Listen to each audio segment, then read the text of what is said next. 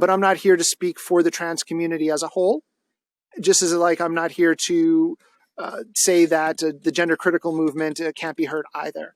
What I need to do is make sure that Ukraine is able to succeed in this victory so we can all come together through democratic nations and have these other discussions. Right now, it doesn't matter what gender identity is when we're fighting for our lives. I'm a human being. The soldiers next to me are human beings.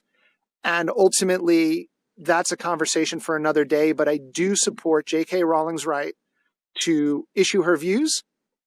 But if nothing else, her retweeting that video shows you can't always have an idea of who's trans and who's not. I'm back with my ZSU family, back with my unit, and super excited to be out of the hospital after 16 days. Life inside of our trenches means really good food. We have homemade here, a okroshka, fish. Nothing makes me more proud than to be a soldier in the armed forces of Ukraine. Hi, I'm Sarah Ashton Cirillo. I'm a soldier in the armed forces of Ukraine, and I've been in country for over a year now. With the only time I've left was 2 weeks to go to Washington, D.C. on behalf of the armed forces. And I have a 3-year contract to serve here. So ultimately, I'm looking forward to being here when we achieve total victory over the Russians. And I want that victory to come as soon as possible. And you were originally a war correspondent, right? So tell me about that journey of how you then became part of the Ukrainian army. It's absurd to think about only because it happened so quickly. When I came here, I knew for certain that Russia was the bad actor in this war, but I didn't really know what Ukrainians were about. However, I quickly realized upon arriving in Kharkiv. So Kharkiv was Ukraine's second largest city. It's in the eastern part of Ukraine, and it abuts the Russian border. And whereas most people went to Kyiv or went to Odessa, I went from Lviv, got my credentials, and came right to Kharkiv. Once I arrived, I understood what it was to be at war because the city was under attack 24 hours a day. Russia was just 3 kilometers outside of the city limits, and we're taking up much of the oblast. And for your listeners, oblast is like a region or a department, state if it's in the US. And reporting from there and seeing the Russian war crimes and the Russian terrorism up close every day made me want to do more. So it wasn't an overnight decision. You know, a lot of the people who came to fight came with all of their gear. I had never been in the military. What I was, though, is somebody who understood that I wanted to do more in this battle for liberty and liberation. And ultimately, after arriving in the first week of March 5th, 2022, in October, I was enlisted into the armed forces of Ukraine. And you're now working as a medic, is that correct? I'm a combat medic with an infantry unit. We are a frontline unit, which means that we're nearly always engaged with the Russians or near the Russians. And by near the Russians, we could be a few hundred meters away. And we battled them in Luhansk, which is in the Donbass. We battled them. I'm currently in Kharkiv Oblast. We battled them in Kharkiv Oblast. And my unit has been fighting for more than a year straight, although I've only been with this unit for 2 months. So what specifically was it about the war in Ukraine that made you want to actually join and fight for Ukraine? Because I'm sure you've also been reporting from other conflict zones as well. This was my first active conflict zone. I had been to many disaster areas, to put it that way. I'd been to many places with deprivation, poverty, violence, but never a war. And Ukraine was the 46th or 47th country that I've been to and or worked in. I've worked in about more than a dozen, and I've lived in 5. So it was not unusual to come to a new country, but to come to a war was very unique. And I didn't come to cover the war necessarily. I came to cover the humanitarian crisis. But being in Kharkiv, it's one and the same. And I learned early on that the best way to solve the humanitarian crisis is for Ukraine to win the war, because Russia's not stopping.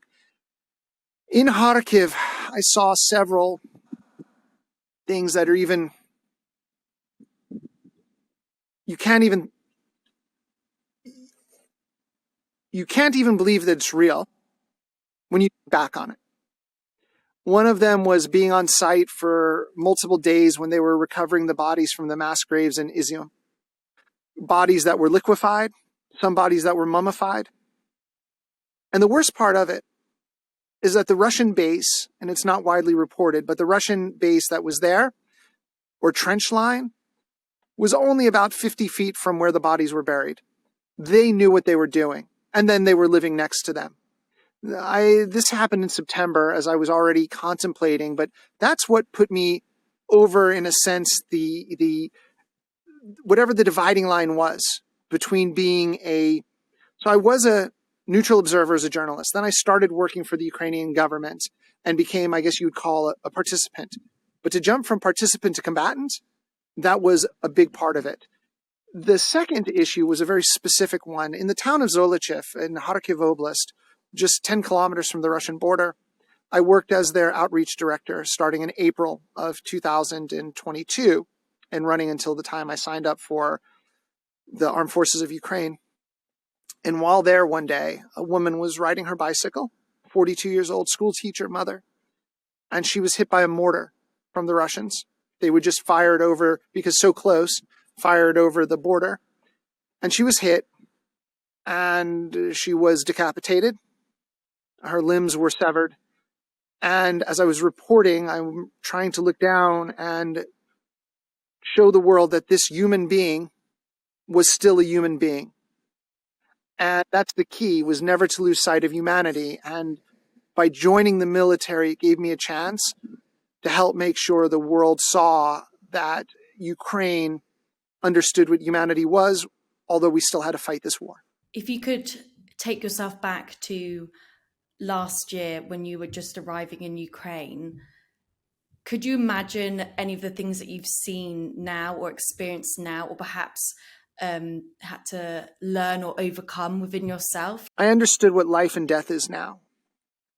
I had seen death in Haiti. I spent a lot of time working in Haiti, and I saw death in Central America as well, in South America. I covered and was living in Argentina during the big economic crisis 2 decades ago. So I've seen suffering. But I've never understood what the difference between life and death was until I arrived here. In the case of my own fighting in the trenches when I was injured, a few centimeters, well, I keep on referencing metric system, and I know your listeners are, but a few inches higher, I lose a hand or I go blind, where I was hit in the face and in the hand. I've seen people become grievously injured who could have died, and I've seen people die who you didn't expect to. And so that is something that you can never be prepared for. I never anticipated that I would join the Armed Forces of Ukraine. I came with a ticket for 19 days, including in and out of Europe. So I was going to spend about 2 weeks total in Poland and Ukraine.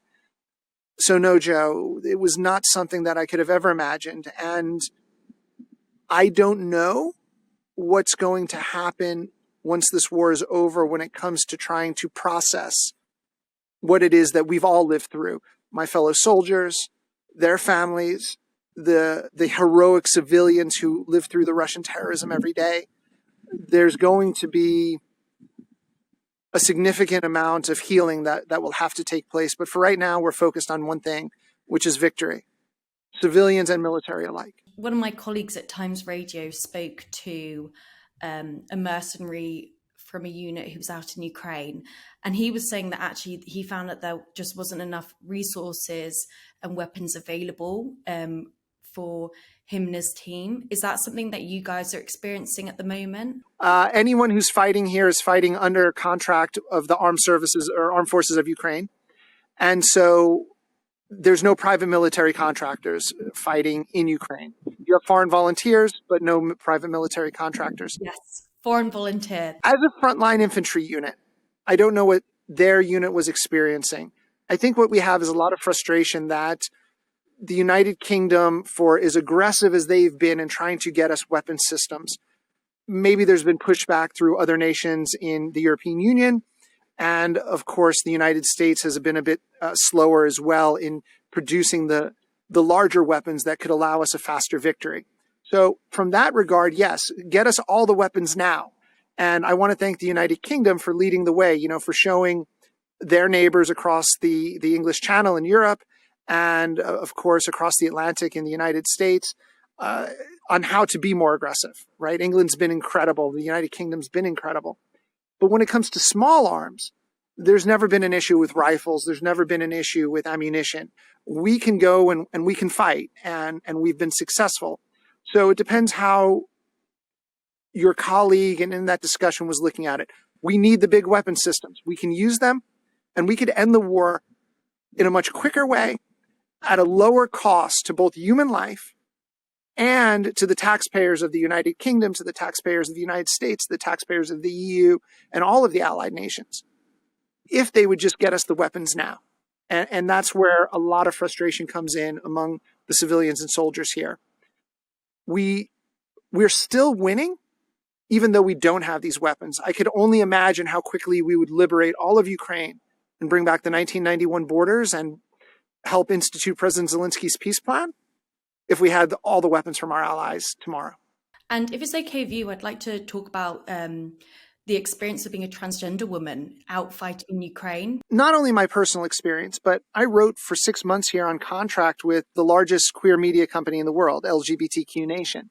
So I spoke with many, many people in the human rights world and many in specifically the LGBTQ world. And these people, whether the natal-born females, whether folks who are identifying, who are trans, or wherever their identification lies, have been some of the most heroic people, because those are the people that the Russians are hunting the most. There were hunt lists for gay and lesbian activists in Mariupol. I know this through my own reporting. We know I was one of the first to come out and discuss the issue of castration of gay men. And I talked about that on BBC's Ukrainecast in June, and they couldn't believe it. And then I think it was 10 days later, a castration video came out. So ultimately, there's been a tremendous amount of weight put on minorities, especially through a gendered view of it, because the women have had to be so strong.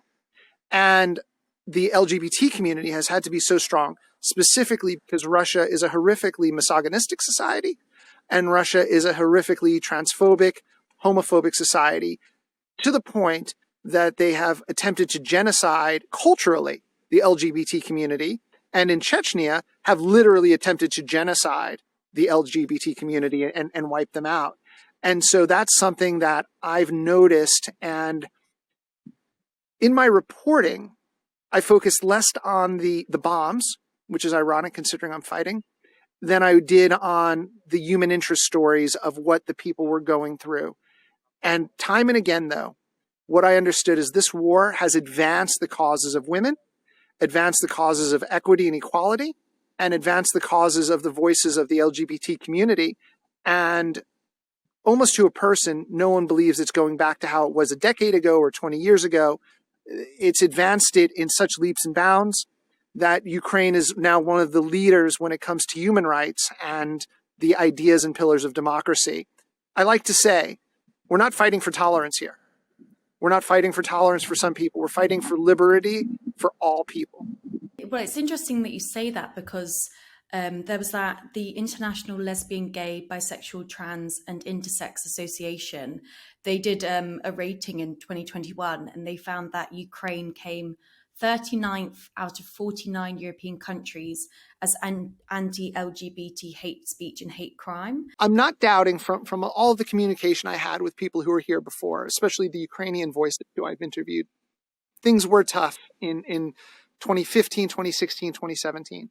If a study came out in 2021, I'm going to presume, without seeing the inner workings of the study, that it was based on numbers from either 2019 or 2020. It's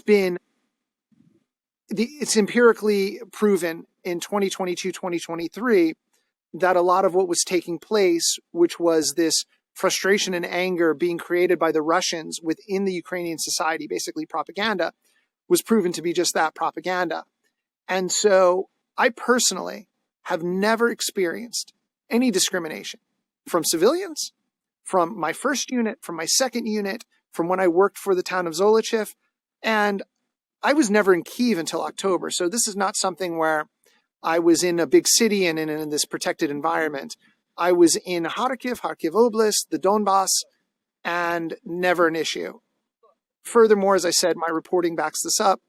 The LGBT community is standing firm. We see that now there's a bill in the Rada to allow for same-sex partnerships. President Zelensky referred to human rights for all people. We even had a situation where there was a pride march during the war, very small, but in Kharkiv in September. So from both a governmental standpoint and societal standpoint, everyone has come together to realize that the enemy is not within, but the enemy this whole time has been Russian propaganda and now the Russian full-scale invasion.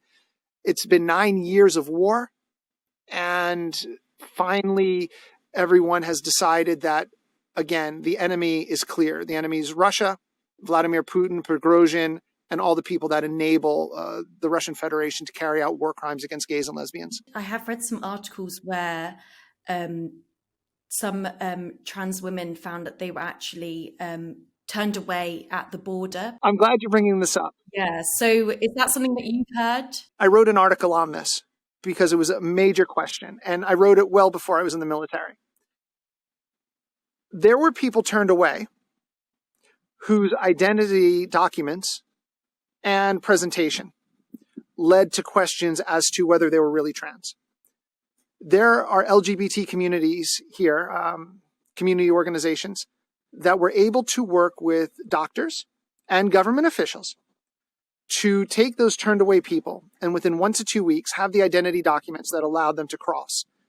Ukraine is not trying to hold transgender women in and get them fighting. I know one other trans woman who's fighting, willingly fighting, who was well into her transition. I know one other transgender woman who's willingly fighting.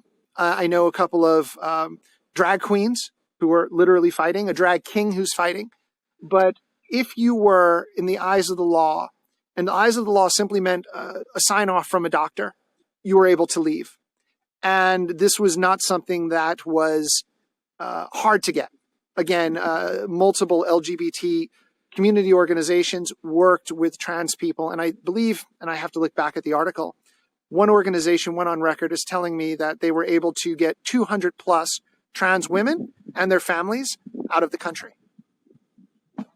So that's not an insignificant amount that, and legally out of the country where they passed through the normal way and were able to get established as, refugees in the European Union. People have these assumptions that Ukraine has these traditional conservative beliefs. So is there things that surprised you or, was nice to see?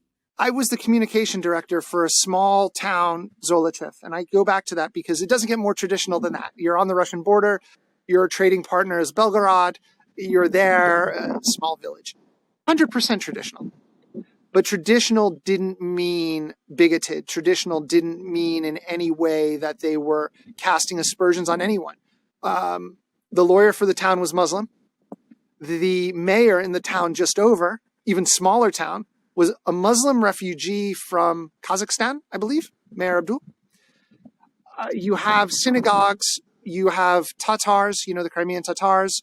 And then in Kharkiv, you have a lot of traders from Vietnam, you have a lot of traders from Africa. So basically, you're looking at this multicultural, multi-linguistic society.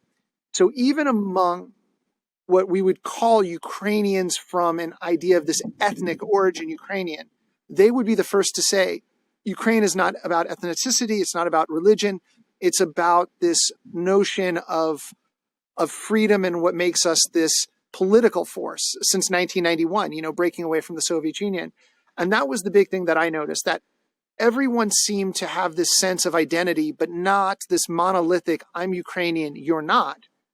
It's, I'm Ukrainian, and if you're fighting for the same values and same beliefs as I am, which is this freedom, this liberty, after all, 3 revolutions in 30 years, 1991 in a sense, 2004 and 2014, and now fighting back against the full-scale invasion, lends itself to a people who don't want to be controlled by tyranny.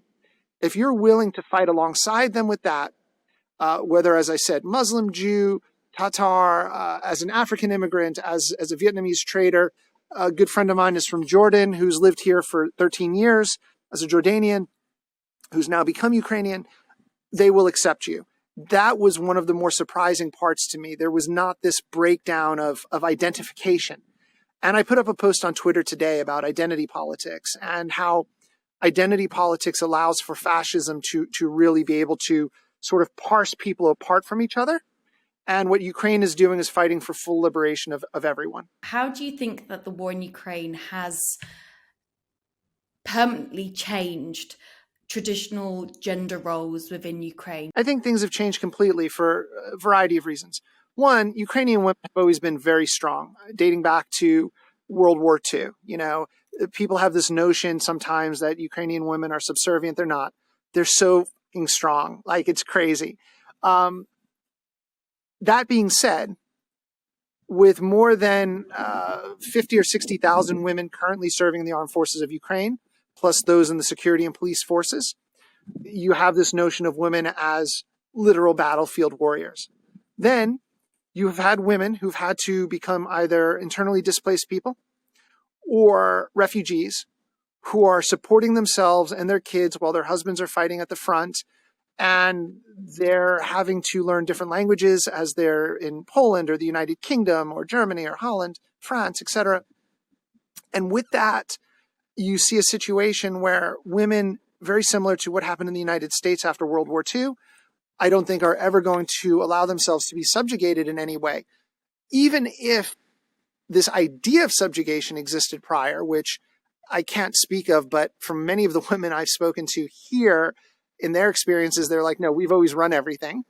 But that said, going forward, just like with the LGBTQ world, I can't see that women are going to ever take a back seat to anyone again. We have Deputy Defense Minister who is female, of course, Deputy Defense Minister Maller.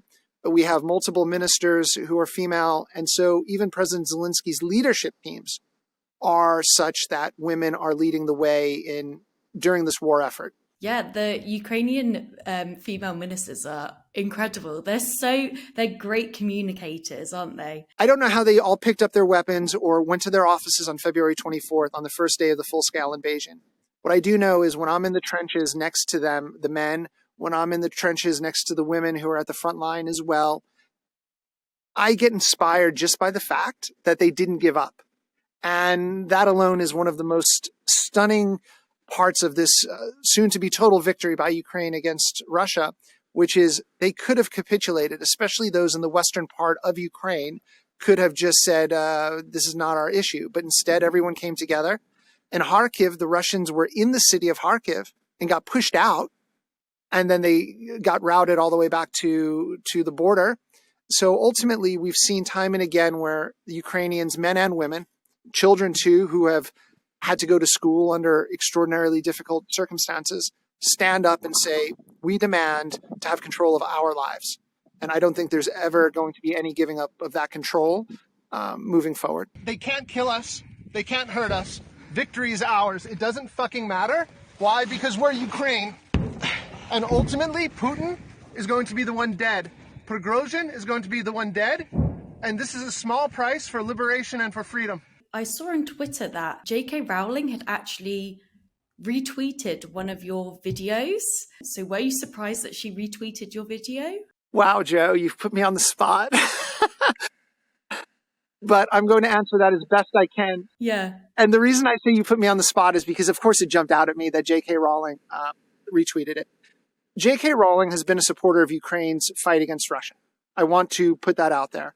And as a Ukrainian soldier, I'm going to thank J.K. Rowling's right now and say thank you for supporting Ukraine against the Russian tyranny. My job isn't to comment on identity politics as a soldier in Ukraine. I think her retweeting it shows that when it comes to the human being, you can't always understand who you're looking at, and making a judgment call isn't as easy as some people think. The gender critical movement, which is very strong in the United Kingdom, although I believe it's a great minority, is a vocal minority. is allowed to be heard. We're fighting for free speech in Ukraine. I will never tell somebody in the gender critical movement in the UK, in the US, or anywhere else that they can't be heard. We're literally fighting for it. J.K. Rowling was censored herself with the Harry Potter books. For us to turn around and say that J.K. Rowling isn't entitled to a voice, I think would be disingenuous. More than gender identity, I care about the human rights of free speech, free thought, and pillars such as free press. As a trans person, of course, I would love to sit down with J.K. Rowling and say, I can appreciate that you have your opinion, but here's why I believe some of these points are wrong. Some of them, I will say that maybe there's overlap between J.K. Rowling and the trans community. But I'm not here to speak for the trans community as a whole, just as like I'm not here to say that the gender critical movement can't be heard either. What I need to do is make sure that Ukraine is able to succeed in this victory so we can all come together through democratic nations and have these other discussions. Right now, it doesn't matter what gender identity is when we're fighting for our lives. I'm a human being. The soldiers next to me are human beings. And ultimately, that's a conversation for another day. But I do support J.K. Rowling's right to issue her views. But if nothing else, her retweeting that video shows you can't always have an idea of who's trans and who's not. Do you think that if she knew that you were a transgender woman, that she would have retweeted it and shown her support? To speculate, I would say she may very well have still retweeted it. I think one of the issues with the gender critical movement, one of their complaints, is that the idea of trans people trying to carve out maybe a special point in society, from what I read. Trans people just want to live. Trans people just want to live in society. Most everyone who follows me, I used to pass, for lack of a better term, I used to pass a lot better before the war. And the pictures are there, they show it, my voice, everything. Fighting the war, I stopped caring so much because visual identity mattered less than winning this war. But it's there, people know it. I have my Wikipedia up, there's lots of news where it talks about me being trans. Again, though, this idea that being transgender plays a part into me being a soldier is a misnomer. And so because of that, I, again, want to thank J.K. Rowling for her support of Ukraine as a whole, and do want to believe that she would have retweeted it simply because I didn't post a video where I was discussing trans rights. I posted a video where I said, Vladimir Putin's going to be dead, Prigozhin's going to be dead, and the Russians will never destroy us. And what was interesting about that video, my commander made it. It was checking to make sure I didn't have a concussion. It came from the heart. And I think that's why the response to it was what it was. And knowing J.K. Rowling's backstory somewhat, she came from a position where she had to overcome a lot of struggles. And who am I to question what her struggles were in life? I'm just grateful for her allegiance to Ukraine during this war against Russia. Do you see yourself going home? I have a 3-year contract with the Armed Forces of Ukraine. My entire focus is on victory. This notion of going home ended when I signed my contract. My focus now is fully just seeing the sun rise every morning and being able to go to bed at night, and then making sure whatever happens in the middle of that day allows us to get closer to victory. After that is when I will see what's going on. I will understand what home means at that point. I've sworn allegiance to the Armed Forces of Ukraine, which means I've sworn allegiance to the people of Ukraine.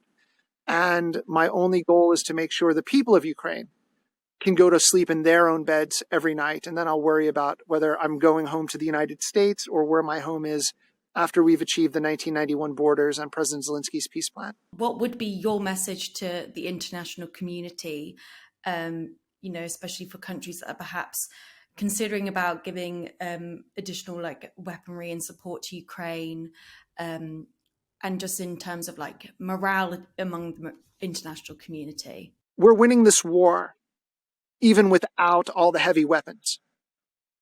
Save the lives of Ukrainian civilians, save the lives of Ukrainian soldiers, and save the taxpayers' money by getting us the weapons now.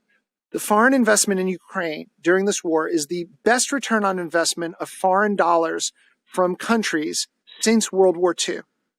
If they are able to come together to get us all the weapons they can now, be it fighter jets, be it more armor, be it certain longer range weapons, we will drive the Russians off of this territory. There's no group of people that have proven themselves stronger than the Ukrainian armed forces, and no group of people that have proven themselves more resilient than Ukrainian civilians. So my message is, trust us with all the weapons now. Let us end this war, and let us be able to put an end once and for all to the Russian war criminals, Russian tyrants, and the Russian dictatorship of Vladimir Putin.